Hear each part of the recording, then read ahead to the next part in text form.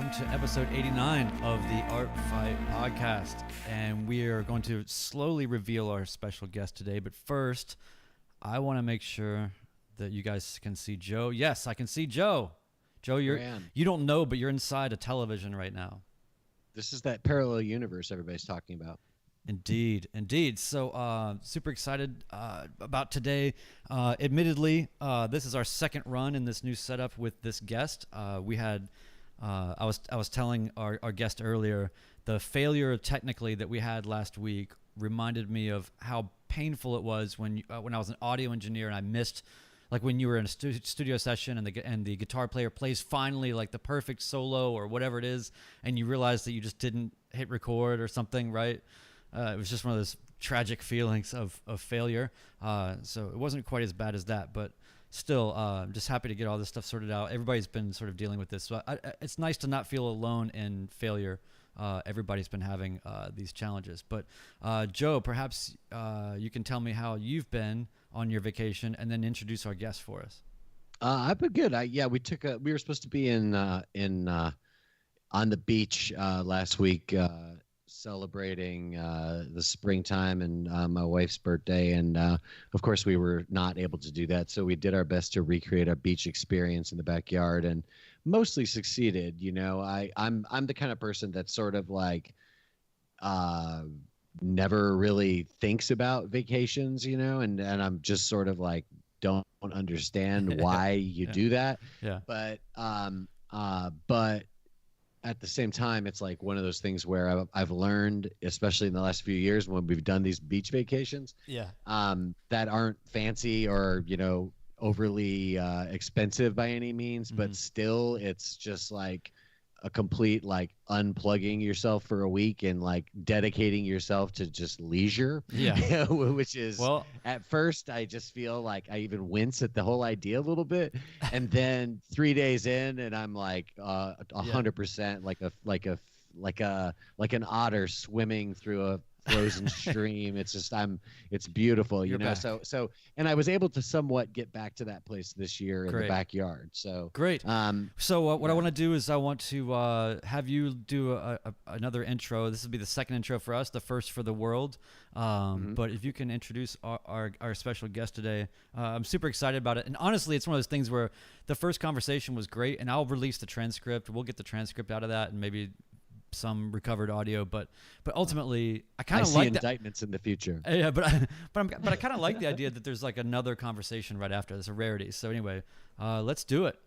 Well, I'll do my best to recreate that incredibly just beautiful bouquet of language that I made the first time. But I first met our guest this week years ago in the mid 90s. Okay. I'm getting confirmation from the person y'all can't see on your screen right now. And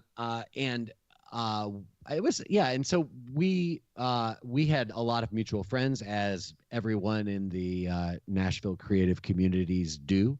And there's one friend in particular that I knew who I was, very close to at the time. We hung out all the time together. And there would be at least once a week, I would say something or do something or share something, or somehow it would come up that she would be turning to me and saying, "You got to talk to Clay. Like, Clay, did you meet Clay yet? How come you don't know Clay?" Right? And so this kept coming up over and over again. And she kept on mentioning this person, Clay Steakley, who she thought I could not believe I didn't already know, because we obviously had so much in common. So fast forward probably several months, this had actually gone on, where I'd heard this name over and over again, but never actually met this person. And it was a very rainy springtime. I was spending all my mornings that I had off during the week at this place called Fido in Hillsborough Village in Nashville. Still there, for those of you, as far as I know, it's still there. I haven't been there in certainly not since the quarantine started, but I'm sure they'll come back and be as good as ever. But I was there having my usual breakfast burrito or whatever the hell I was eating back then, and my coffee.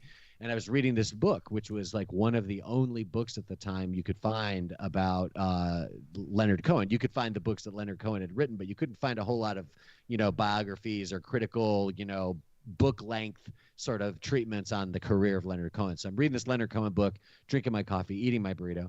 And at some point, this guy who's sitting at this bar next to me asked me about this book I'm reading. And, I'm like, oh, I didn't know anyone else, in Nashville, among my friends anyway, at that time, really seemed to know much or care much about Leonard Cohen. Me and this dude start talking for a while. At some point, we introduce ourselves to each other, and I realize, holy shit, you're Clay Steakley. And then from then on, it's been a bit of a whirlwind, hasn't it, Clay? So our guest this week is Clay Steakley, a musician, an actor, a longtime Nashvilleian, All then right. not so much, and then back again. And we can talk all about your creative work and stuff, Clay. You've recently gone through some transitions, and you've been affected by the pandemic and all these things in ways that some of our listeners are definitely going to relate to. And it's good to have you on the show, especially right now, because your recent story and your story overall is really one about creativity and adaptation. And we're glad to have you on the show. Thank you. Thanks, Joe. That was a very generous introduction. Oh, well, there we go. Hopefully it was as good as the first one. Clay will come back every week. Later. I think Clay is fine with coming on every week. This is pretty good. Yeah. It's good to go. He's an official corner man of the Art Fight podcast at this point. Yeah. So Clay, how's the last week been for you since we last talked? Since we last talked. But like, I don't want to. It is a weird thing, right? How do you approach a sort of a redo? And I don't want it to be boring for any of us. I don't want to be boring for anybody else. But I also don't want to alienate anybody that has no idea what the hell we're talking about or what you do. So maybe the simplest thing is to just offer up a bit of the sort of larger sort of complexion of maybe what you're doing right now without, we'll drill into that a little bit more. And obviously a lot's happened with what you've been working on, even in the past week. So this is great. But generally just like give people an idea of what you're doing and then we'll kind of get a little bit of where you came from and what led you here. And then we'll get into just current events and the things that we want to get into. How's Absolutely. that sound? Cool. Yeah, that sounds great. Yeah. So what I'm doing these days is being unemployed. In late March, as 30 some odd million other Americans have been, I was laid off. I lost my job, and I've been working as a creative in the corporate world for most of the past decade. And in that time when I was sort of reevaluating what I want, what's important to me, how am I going to pay the bills, et cetera, I realized that I really wanted to reconnect with the arts in a way that I'd grown more distant from than I ever thought I would in the years that I was kind of in the hustle. And so I created what we're here to kind of primarily to talk about today, which is outervoice.net, which is a website and a weekly e-newsletter that's about the arts and about how artists find their voice, how they find their audiences, how they grow their audiences and stay in touch with them, and what drives them, what keeps them up at night.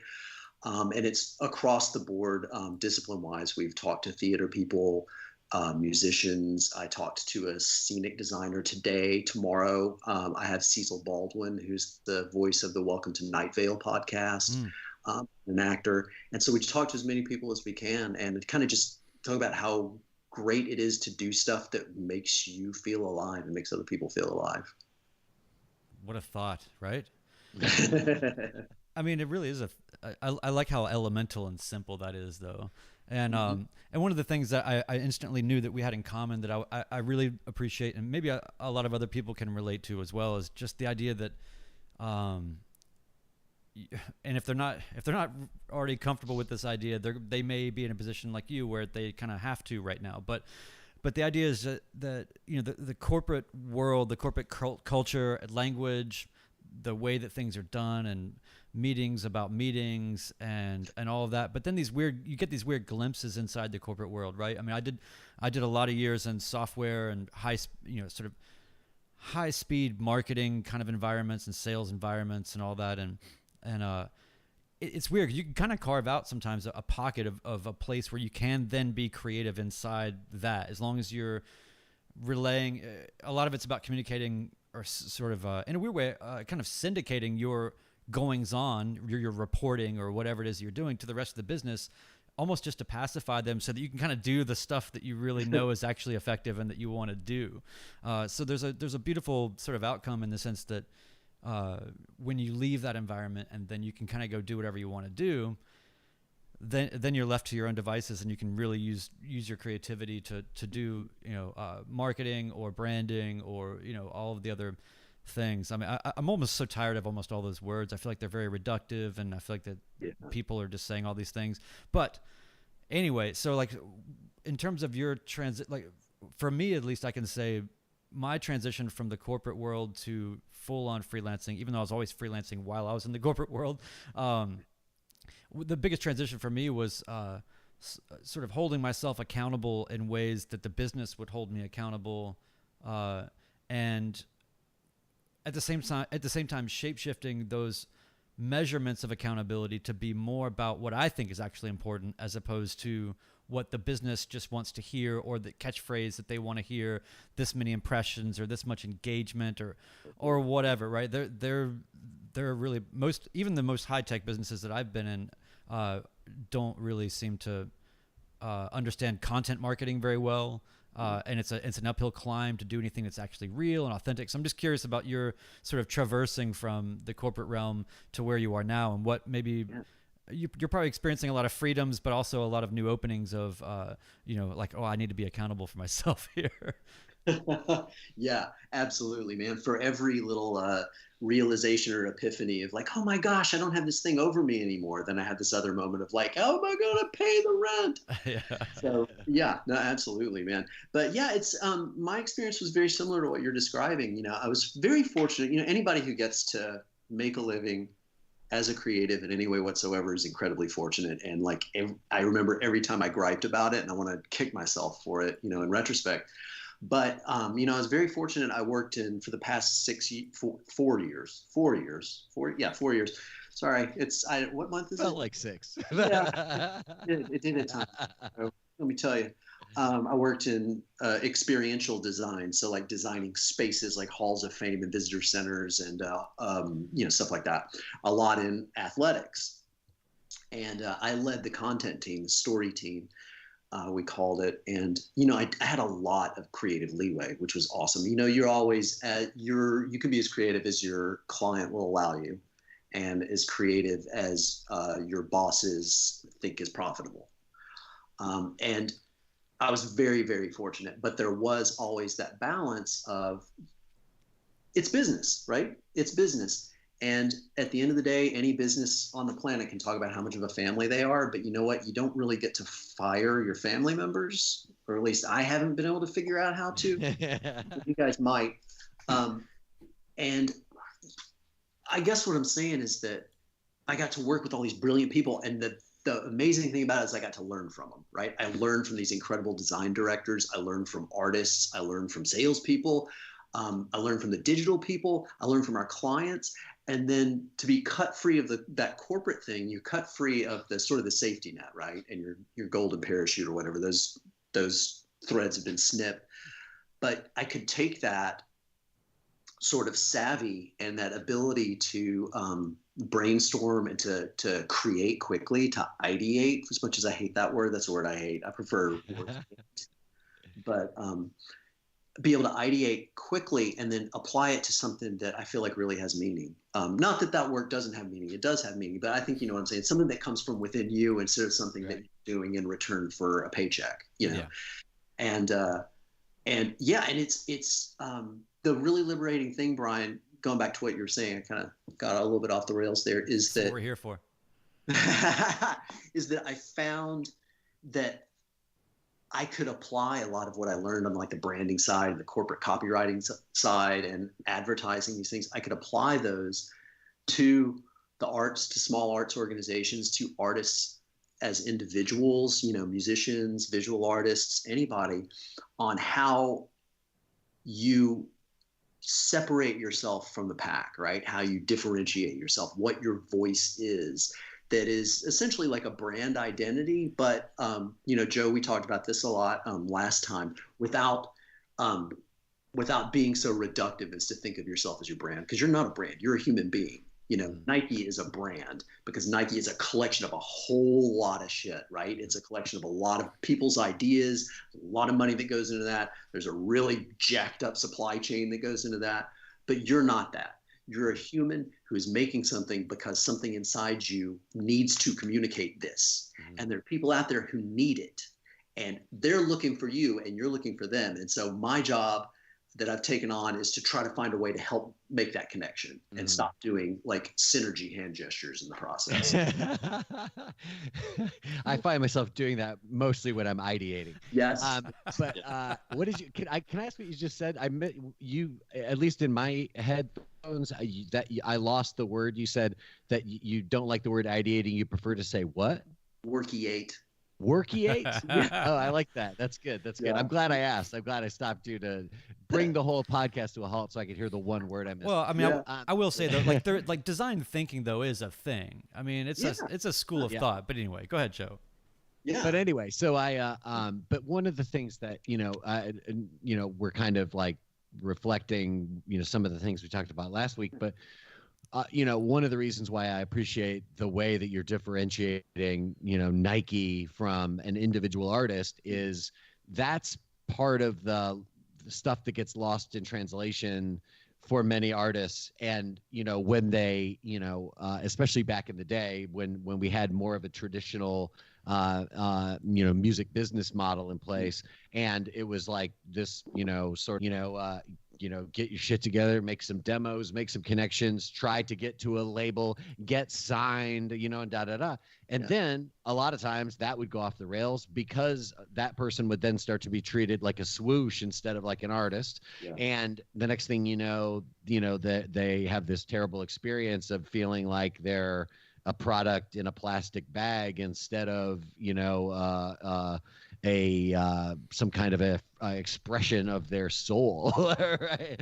And so and I think that goes both ways. I always, in those cases, whenever an artist tells me that they feel like that happened to them, I always side with the artist because I always believe that, at least from their perspective, that's what happened, and I'm sure that it did. And at the same time, I also think that there is the space that you're talking about, which is, it's also on you to figure out how to get your message to the people. It's not enough just to put the letters in a bottle and throw them out in the ocean. I mean, I guess maybe that might be enough for you in some way or something. But to me, it's like I kind of am of a belief, without getting too religious about it or anything, I am of a belief that like there's something kind of mystical happening when you create something new, a new song, a new painting, what have you. Yeah. And therefore, on some level, it's like that's part your work, but it's also part something that you just found out there in the thing that was waiting for you somehow. And it's sort of your job to become better at finding those things out there. And then when you find them, it's sort of also on you to make sure that they get out there where somebody else can be moved by them and experience them. And that's the job you're actually given as an artist by the things. The things are saying, hey, I'm over here.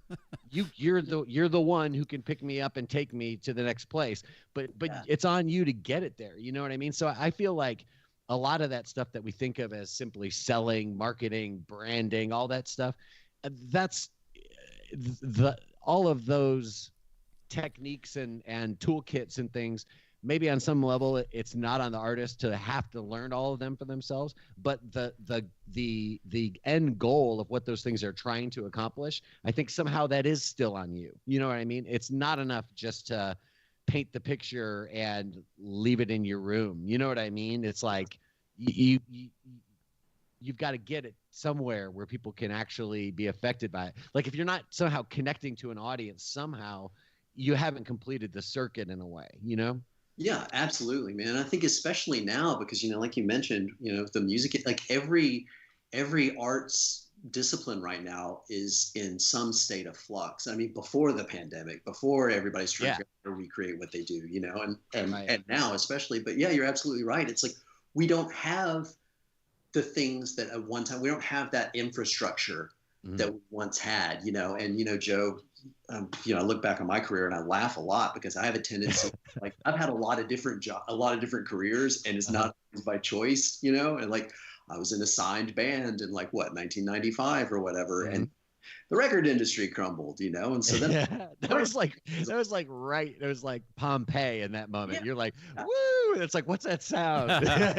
Exactly. That is a volcano. I'm like, yeah, we could make a whole movie about like me showing up and like destroying things unintentionally, because it was like music industry, and then it was print journalism, you know. Yeah, and then you're in theater and film, and fortunately I didn't manage to destroy those. I just kind of petered out on that, but you know, and then I end up in experiential design, and then what happens, you know, pandemic, and nobody can go to a thing anymore.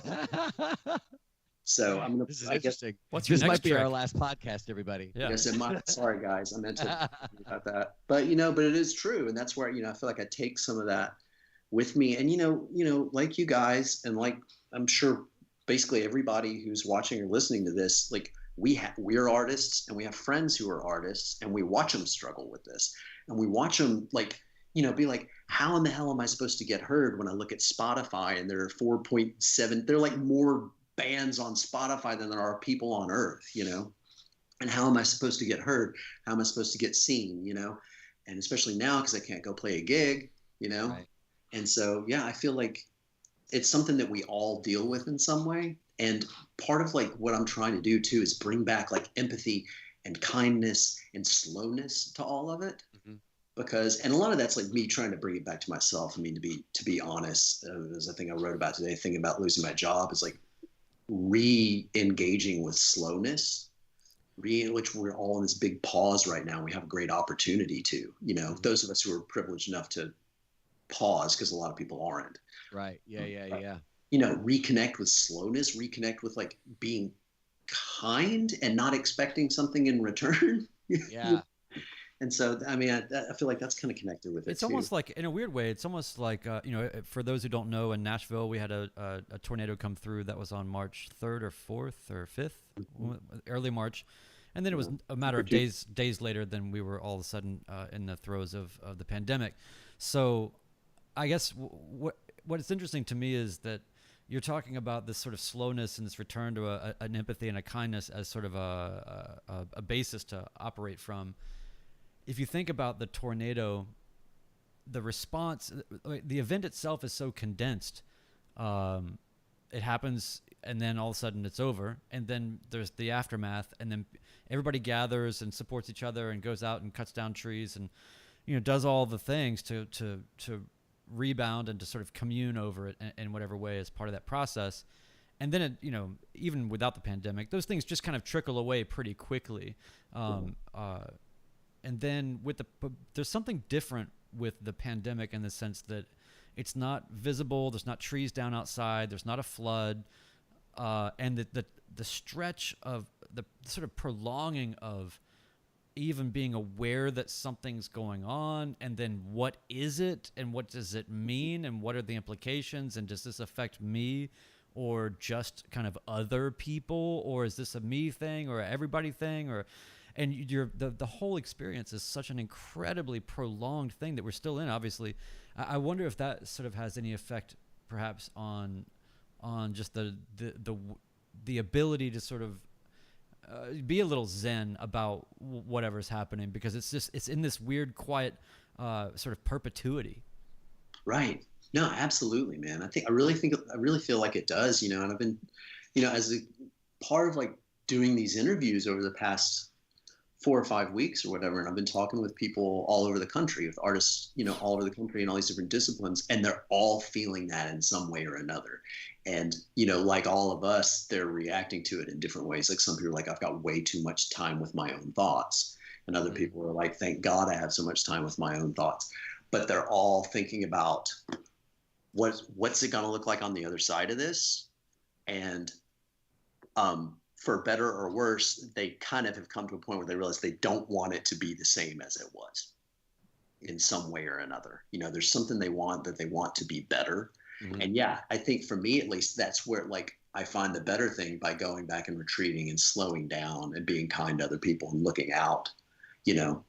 But yeah. I feel like it's also a thing where you're sort of a lot of people have been going back through archives and reconciling perhaps with some areas of the past, or comfortable, uncomfortable, whatever.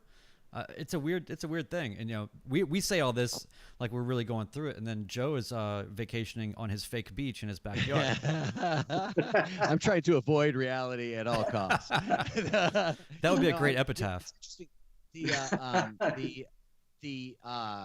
This idea of the slowness thing, I think, is interesting, and it reminds me of something that like the fight community that listens to the podcast will know about. Me and Brian were talking about this the other day. I don't know if it was actually on the podcast or just before we got started on our new Tuesday segment the other day. But there's a saying that they use in jiu-jitsu where they say that slow is smooth and smooth is fast. Therefore, it's like an associative equation where it's slow is smooth, smooth is fast, therefore slow is fast, right? This is jujitsu thinking, right? Yeah. But the idea is, essentially like you need to invest your attention into a thing if you're going to learn how to do it correctly. And if you take the time to do it slow, you'll learn how to do it right. And if you learn how to do it right, you'll be able to do it real fast, But if you rush through it and rush through it and rush through it, you won't get it right, and you'll ultimately be slower, And it really goes back to the same idea of any kind of learning, where it's like it's really about consistency over time. It's not about maximum effort now and maximum effort the next time. It's like you're going to burn out, you're going to get hurt, you're going to get all these things are going to go wrong. And even if you make some quick gains early, you're going to drop off in ways that you don't even know. But if you can just do a little bit today and a little bit tomorrow and a little bit the next day and constantly just keep, dripping away at it, you'll ultimately be at the top of the mountain. You know what I mean? And I think it's hard for people to, for whatever reason, we're impatient. Certainly American people like us, I don't know a whole lot. I consider myself to be somebody who's like, I'm like the person who wants to do the shitty thing first so I can do the cool thing later. I want to get the work out of the way. I can delay the gratification a lot. It's so Michigan, man. That's so Michigan, right? But at the end of the day, I still am. The whole strategy is about getting to that gratification. Yeah. You know what I mean? Oh, totally. And so it just so happens that I enjoy it so much more when the table is cleared and now I can just wallow in it. So I don't like having something. I got to still do this other thing. No, get that thing done and then do the other thing. Yeah. But nonetheless, even if you have that mindset, you're still wanting to, achieve the next thing, tick the next box. You know what I mean? Mm-hmm. And I think that, the slowing down part is very fundamental to everything that we supposedly say this podcast is about. Really. The gateway to the flow state, man. But it really is. I mean, it is something where everybody that's had a slow equals flow. Yeah, I learned it as it's a math class this week. I just learned it as slow as fast, and I just learned it in the context of skydiving, and so they were saying that when you wave off and pull, you count to 5, and then if the parachute, the bag hasn't sort of come out and then opened, then you need to start looking back and to see if you can do anything to make it open or try to jettison the parachute or whatever. But the thing is write that epitaph. Right, but then you get into it's so funny because I'm aware of it. I've internalized it. I'm fully aware that in this moment that's going to be what plays in my head and what they trained me for. And then when it gets to the point where I pull my chute, I mean, it's like this. It's like you pull it and it's like 1, 2, 3, 4, 5. What the fuck is going on? Like this is no. Oh no. Like 5. Yeah, it really was though. I mean, and they were, because they even tell you like 1,000, 2, 1,000. Like, but when you're free falling through the sky at terminal velocity, it's really hard to find your center in that way, and the pace and the timing of like the brutality of the wind on you and the chaos of it all versus like this inner part of you that is just, you know, like, hey, just relax, everything's fine. So in that dire sort of compression of a situation, I feel like even though it's not fighting is something where people are risking their lives, and it's something where, because of that, I think the nature of those impacts upon them, how dangerous it can be and everything, that they have to get really good, I think, at managing that internally. So, you know, for us, we get to be like, well, let me see how this my creative energy for the pandemic situation, you know, it's a lighter weight consideration, but I think it's all the same mechanism, and we've talked about this kind of flow state thing. It's real, and you know, there's artificial ways you can get there too, man. Mm-hmm.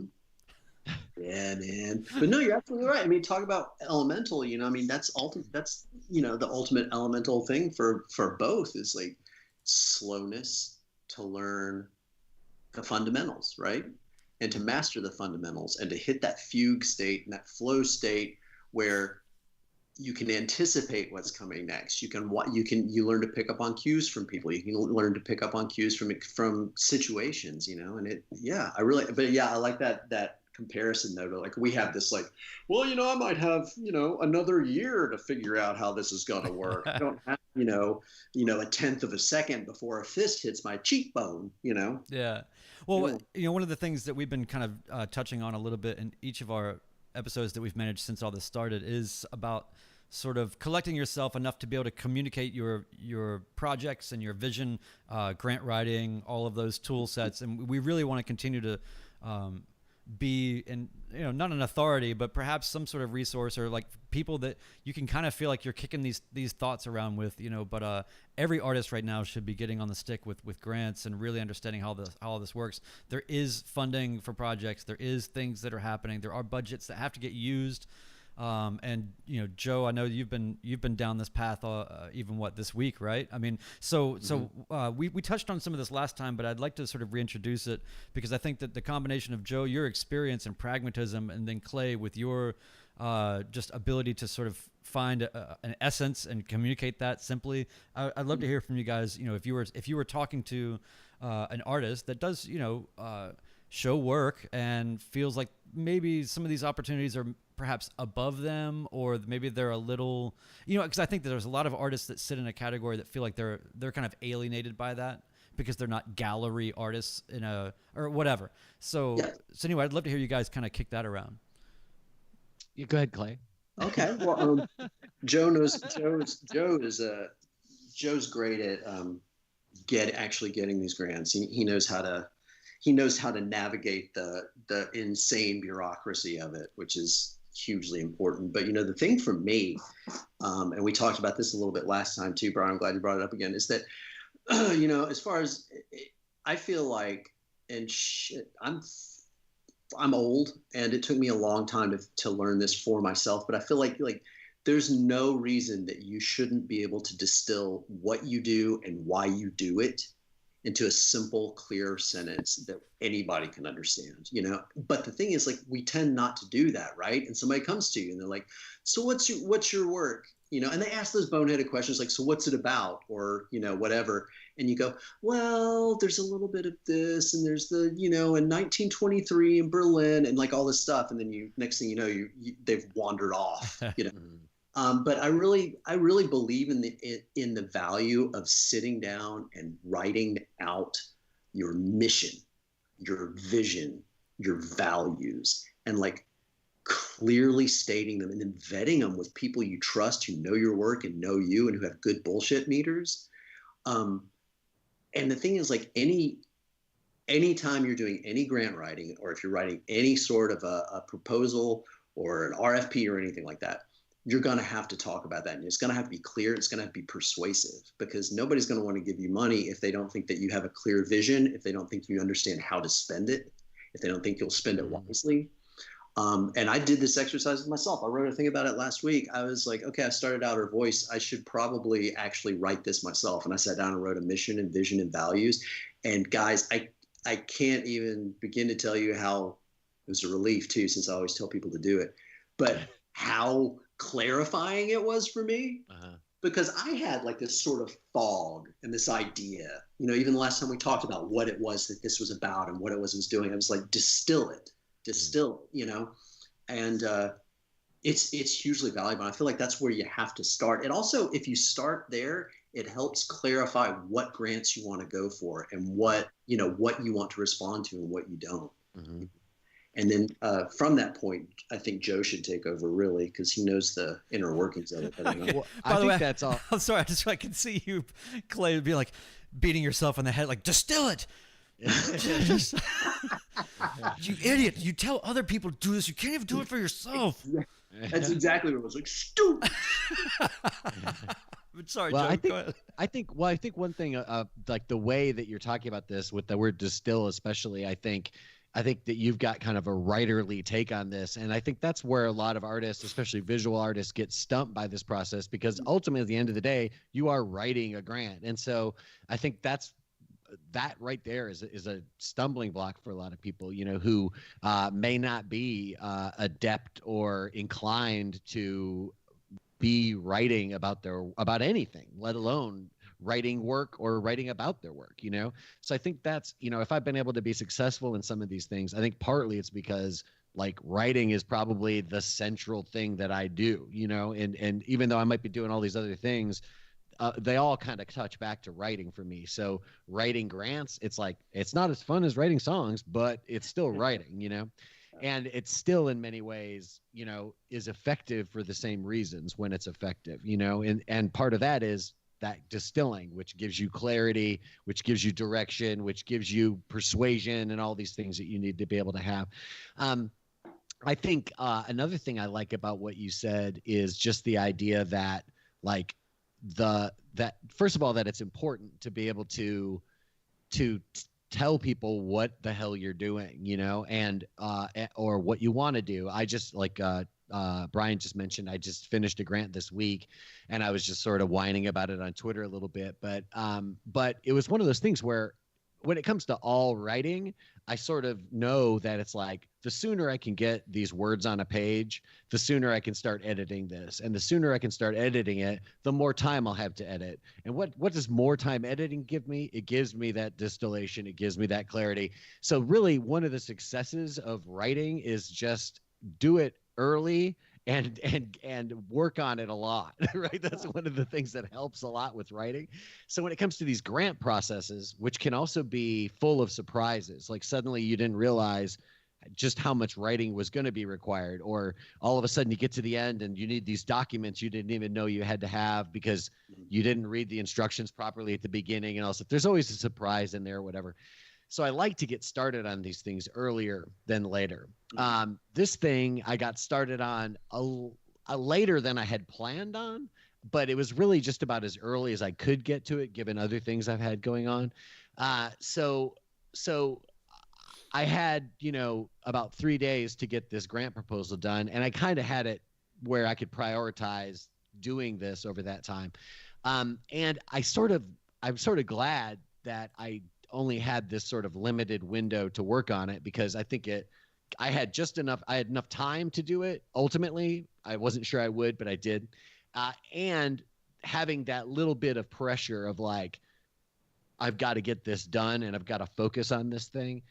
I think that helped me too. And two things I discovered in this latest process of going through another one of these grants. First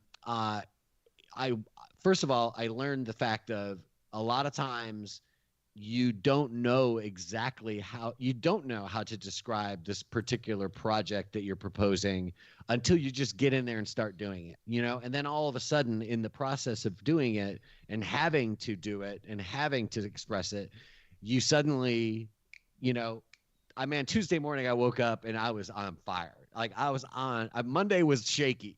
Tuesday morning I was on fire, man, and I just cranked a whole bunch of work out on Tuesday, and it was just coming, and I could see it all. I understood it all better. All of a sudden I was like, oh, and this connects to this, and this makes my whole thing even better. And if I mention this, how can they say no? You know what I mean?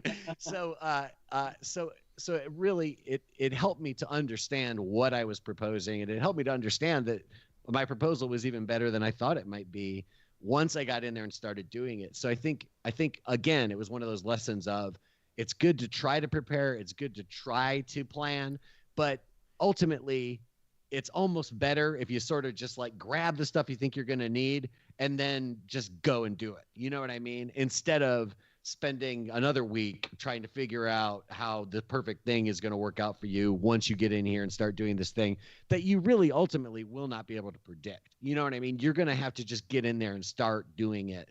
And kind of, I really do love the idea of trying to just grab what you think you're going to need and trying to put together some kind of a game plan. It's like D-Day though, because the next thing you know, you didn't land on the right beach, and why is this artillery here? And now you got to be a soldier and figure it out and win the battle. It doesn't matter why or what you thought was going to happen. So that's a bit of a dramatic thing when it comes to my grant writing. But essentially, I am like a D-Day soldier, and I believe that we'll have a victory soon. But that was one part of it. And the other part of it was more just the longer term thing. A lot of times grants and awards and things like this will have like registration fees and things like that associated with them. So it can be cost prohibitive for artists to just practice doing this a lot. You know what I mean? And if you are wading into the world of grants, and if you can find 3 or 4 grants that you think might be good ones for you to do and that might apply to your work, and the cost of applying for them is low or nothing. This one I did this week was nothing.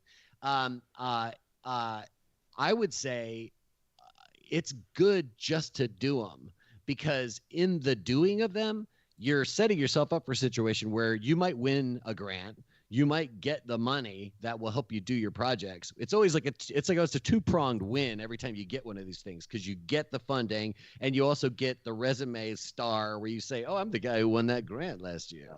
Yeah. and you can trade off that for a long time. Yeah. And it's going to help you get more grants. Once people see that, oh, they gave you $5,000, well, hell, maybe we'll give you $5,000, right, because obviously you're worth it, because you've shown somebody else that you deserved it. It's a lot easier for the second person to give you the money, or for that same person to give you more money, because now you were so cool and you did such a great job. We know that if we give you even more money this time, it's probably just going to be better. So there's lots of good reasons to be pursuing these things. And there's also the thing of you're just putting yourself through the exercise again, where somebody's like, give me your bio. And it's like, even just your bio, explaining who you are as an artist now versus who you were last year or the year before. Just that alone is like an ongoing exercise that will never, ever end until you just hang it all up and become a farmer, or whatever it is we're going to do later. But I just feel like the exercise of making yourself tell somebody who you are and what you're doing in writing it's invaluable for your practice, for yourself. You know what I mean? So it's got value that is above and beyond whatever it is you're trying to fund and whether or not you get the funding, etc. Yeah. So, and then, I love that, Joe, how it's the part you mentioned, I don't think about enough, is the part about parlaying, and building on momentum. And that's a really hard thing to do, because when you've finally gotten over the hill with even something, it's easy to sort of it's the bane of the freelancer, right? Like, you get the gig for whatever it is you're trying to do, and then you put your head down, and then you blaze on that for 3 weeks or a month or whatever it is. And the whole time you're not doing any, business development or whatever you want to call it, right? And then there's still a war in the Pacific Theater, Brian. We're not done yet. And then you kind of pick your head up and you realize it's sort of crickets. The world's changed around you because you just finished this thing. But Clay, like with Outer Voice, let's walk people through a little bit about now that it's kind of up and it's happening. How do they get it? How do they become a part of it? How do they contribute? How do they benefit? How do they give you money? And then how do they give you more money? Exactly. I'm going to parlay that in more and more. The simplest way is to go to outervoice.net. That's the website, and that's where everything lives, outervoice.net. And then I'm on all the Instas and the Tweeters and the Facebooks and all those things as well. By the way, I'm not doing the fold down of the podcast episode here yet. I want to hear how people find you on the Twitters and things. Yeah. But I really want you to talk about Outer Voice a little bit more specifically, because we just haven't really quite gotten into it in terms of what is it materially, how do you get it, totally. and then what is the benefit? What is give me your you worked on this elevator pitch, right? So Okay, so here we go. yeah, explain it to me. So Outer Voice exists to empower artists and connect audiences through conversation and discovery. That's our mission. I just quoted it for you. I just read it off the screen right here. I love it. No, but that's what it's about, right? And so if you go to outervoice.net, that's where everything lives for free. You can subscribe for free. Every Friday I send out a newsletter, and every Friday we post one artist interview and 2 articles that I've written. And the artist interviews, like I mentioned before, are across all disciplines. And we talk a lot about the pandemic just because it's on everybody's mind. Yeah. And so it comes up no matter what. Sure. But we talk about how they got to where they are, how they, what their relationship is like with their audience. And we talk about why they do what they do, what pisses them off about what they do, what turns them on about what they do, how world or people or whatever by what they do. And we kind of try to dig deep fast, Now there's another side of this, which I'll go ahead and pitch real quick. If you want to get on my Patreon, you can join the Not So Secret Society. Boom. It's $5 a month. But for that $5 a month, you get extended interviews with each of those people, because, I'm giving you a 5-minute video from an hour conversation, because, it's hard to watch a YouTube interview that's more than 5 minutes as a talking head with some B-roll, Here we go. We're right in the middle of one. Yeah. So thanks. Well, but at least there's 3 of us. But you're right. You're 100% right. Yeah. Yeah. I love the digestible sort of thought out nuggets as well. Yeah. And I'm trying to do that, trying to walk that balance between, I don't want it to be all like listicles and little short bloggy things, but at the same time, I don't want it to be like, where my thoughts on this are very important, Yeah. And then the other pieces that I write one every week that's called What I Learned From. And it's something, sometimes it's a book I wrote. I believe we talked about it before. I wrote one, What I Learned From Mismatch, How Inclusion Shapes Design, which is an awesome design book. And it's all about inclusive design. There's a great section just on video game controllers. That's just that's really, really good. But the one I wrote this week is What I Learned From Losing My Job. And it's like, okay, it's been 2 months since I lost my job. What's rattling around in my head now? And then the other piece that I write is typically connected to how you as an artist can distill what you do, what you say, and communicate it more clearly. Like this week's is about ambassadors and about the importance of that person who loves what you do so much that they're an evangelist for you. Yep. And how easy it is for us to forget about them and take them for granted. Yeah. And how important it is to foster a relationship with people like that. And if you're just starting out, those are the people who are going to help you find more audience members, And so it's stuff like that. It's also good to embrace even people that are counter to you, right? In the same way, and just to say, okay, I'm big enough on some level to listen, and it doesn't mean I have to adapt exactly what I'm doing to the specifications that you suggest, but I'm thoughtful and aware enough to consider you and to engage you on that. I think the whole sort of brand champion having somebody, because in the business world, it's if you're in a selling situation and you feel like, I'm really having to sell upward in this company, it's a very tough thing to do, but you can do it, and you need those people that are enough brand champions around to where the decision maker is just catching enough wind of positive things to say, okay, that's actually a solution for us, or whatever. But what I was going to say is, in terms of your distillation process, is that something that you have applied in some sort of a formulaic kind of way? Like, I have my method of doing this, or is it really more freeform, interpretive, and ultimately just about the end goal. Because I would imagine that for a lot of people that path could be very different, or they might benefit from being sort of soup Nazi'd into like, nope, here's the 1, 2, 3 of what you got to do, and you just got to like it, and then you'll get there. You know, it might be painful, but you'll like the result, kind of style. Right. Yeah, that's a great question. Well, Brian, I started out, like I'm sure you've done as well, doing things like SWOT analysis and things like that, where it's sort of formulaic, but it gets results where you look at, what are your strengths and weaknesses and opportunities and whatever the T is. Anyway. And so, I've been in that world, but what I learned, from years of being a journalist and interviewing people and having conversations and having artist friends, and then what I learned from these past few years, leading discovery for this company that I work for, is the most important. The process is dictated by the person you're talking to. And so what you do first is you listen. And so that's how I always start, is by conversation like this. And I just ask as many questions as I can. And I ask questions that are dictated by where the person's going in the conversation. And then that dictates how we distill things from there. Because you know how it is when you're talking to a person, they really quickly tell you, by talking about what they like, what they don't like, what turns them on, what keeps them up at night, you quickly learn what they're about, and you learn what they're passionate about, and you learn where they want to go. And then I take that and I look at, okay, well, what differentiates you? What are your strengths? What are the things that people respond to?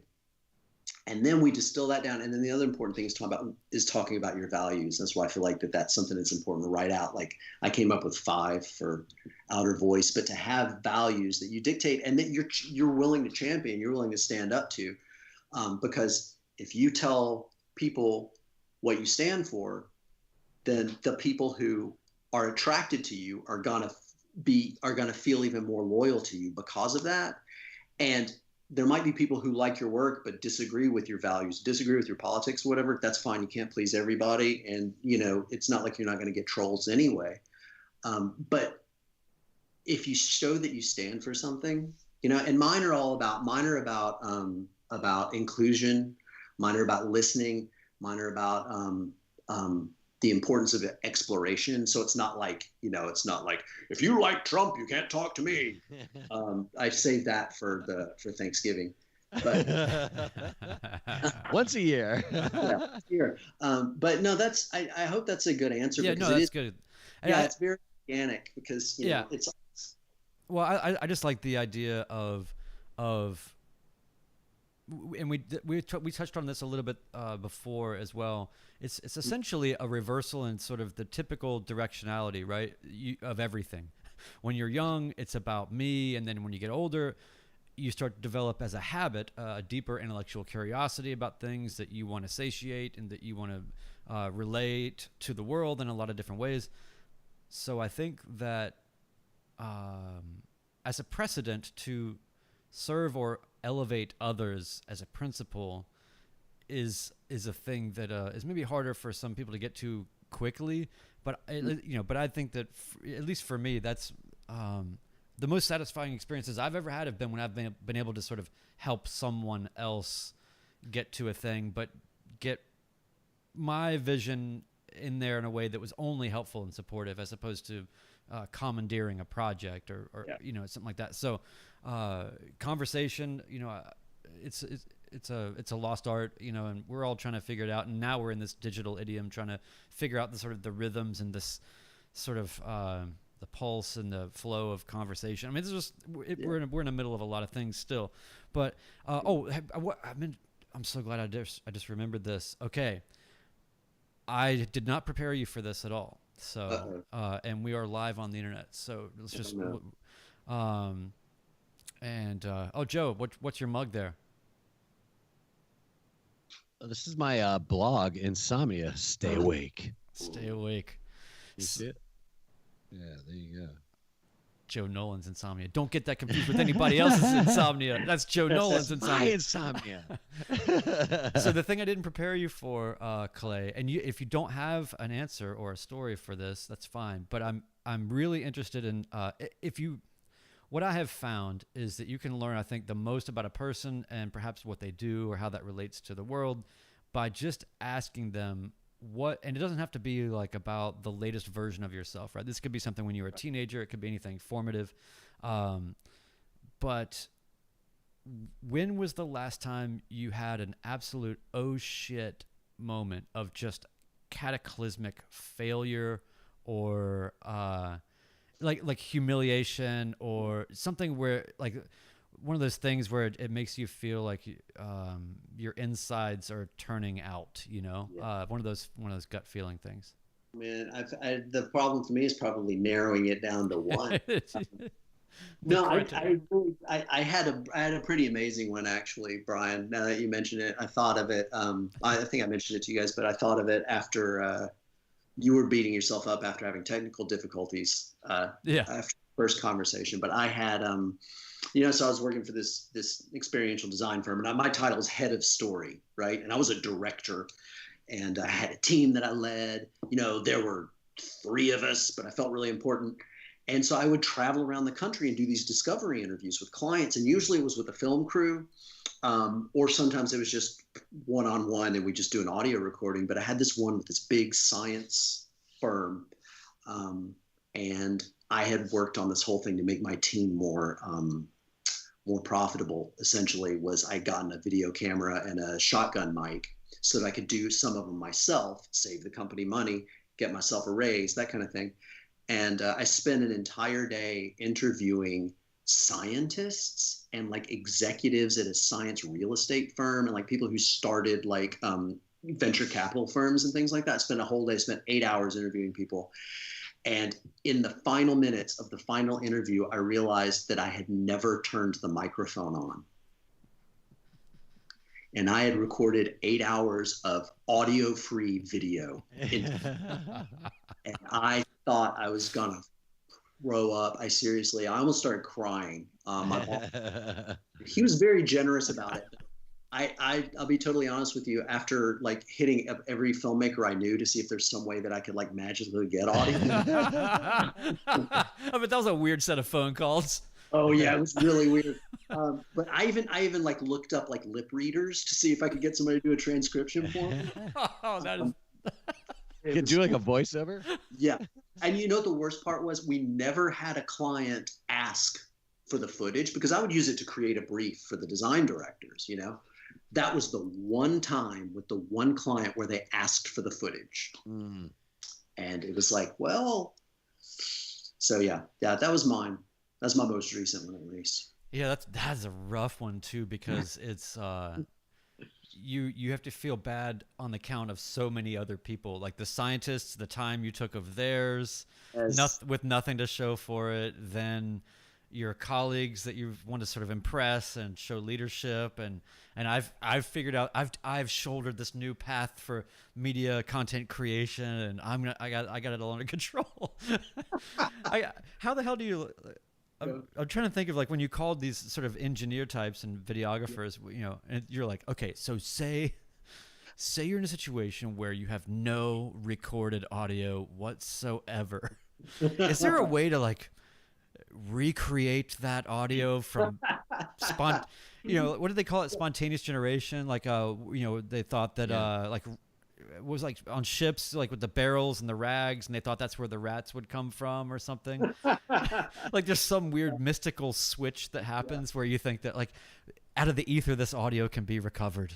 Yeah. Yeah. It was essentially, it was like that. That was how it started. And they pretty quickly were like, you forgot to turn on the mic, didn't you? I talked to 3 different guys like immediately before I even got back to the hotel. And all 3 of them, I swear to you, all 3 of them went, "Oh God, I've done that." Oh yeah.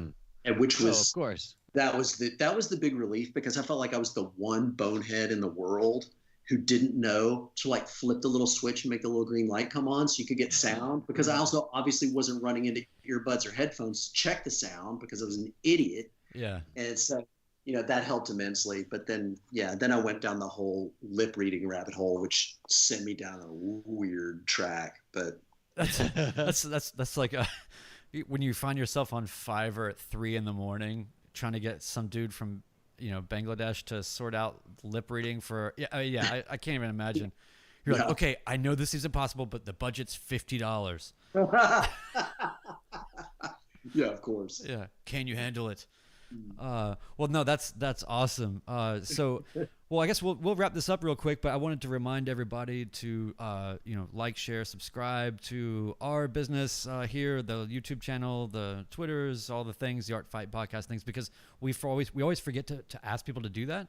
And we just started on all these new platforms. We'd only existed in podcast form, so we didn't really have that connection or like this. That's why your newsletter is so smart, because you immediately are tied to your audience, at least with an email address. We've been sort of operating for 2 years, just like people are listening. So I don't know who they are, but they're listening. Mm-hmm. Great.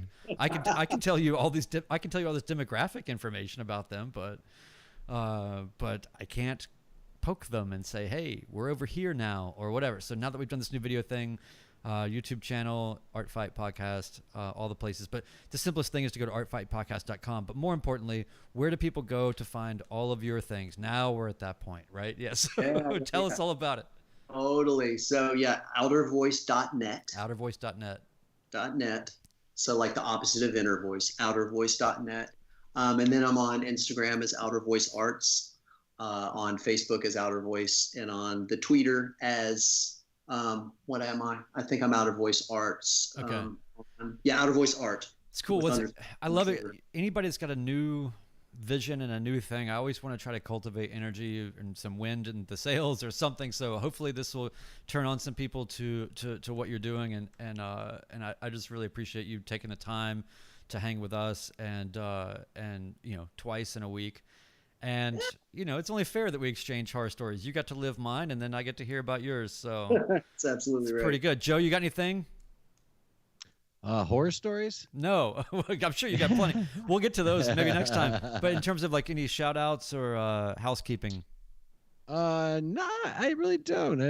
I don't really have anything I'm doing right now that's it's all just sort of internal stuff, I guess. But I'll try to think of something to talk about. I will say that next week, if you guys missed our first episode of Versus, it's our new show we're doing on Tuesdays at 3 p.m. Central. It's a short show. It's only supposed to be 10 minutes. The first one's about 20, but that's because we're gonna trim some fat and make it even leaner and meaner on this coming Tuesday. And every week we're going to propose a theoretical battle between a fighter and an artist, and then we're going to take them through 3 rounds of combat and then judge the winner. And this coming week, we're going to be doing the great mixed martial artist Tony Ferguson versus the cosmic jazz composer Sun Ra. Oh, wow. I love it. So tune in for that. Tony Ferguson, El Kukui versus Sun Ra. I got to take my headphones off for a second because I got one more quick shout out. Hold on. Okay, he's going to take his headphones off. I'll also give a shout out if you're in Nashville and you're in the Madison area or in East Nashville, or if you're in, let's say, Old Hickory Village like I am, you should get in touch with Yazoo Brewery. Right before we got on the air here, they dropped off a case of beer on my porch. Wow. So I'm all set for the Memorial Day weekend celebration. Brian's showing you a shirt. I got one of these shirts too. I don't know if he's going to talk about it.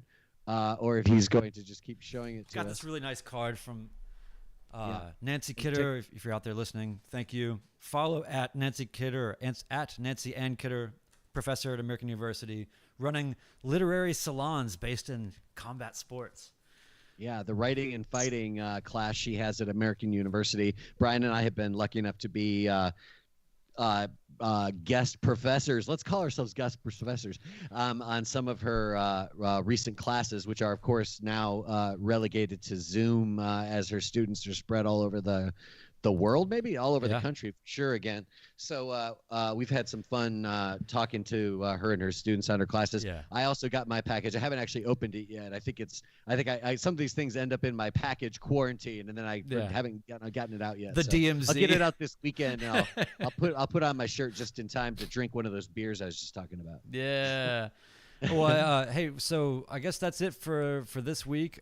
Clay, man, really, thanks a lot. Always really appreciate it. And yeah, thanks for doing it with us twice. We'll get you out again for a third show soon. Yeah. All right. So, and to everybody out there in the land, listening or watching, thank you. We enjoyed doing it, and thanks for being on the ride with us. All right. And so we are out. We'll catch you guys, on the flippity flip after this little outro bit. All right. See you guys later.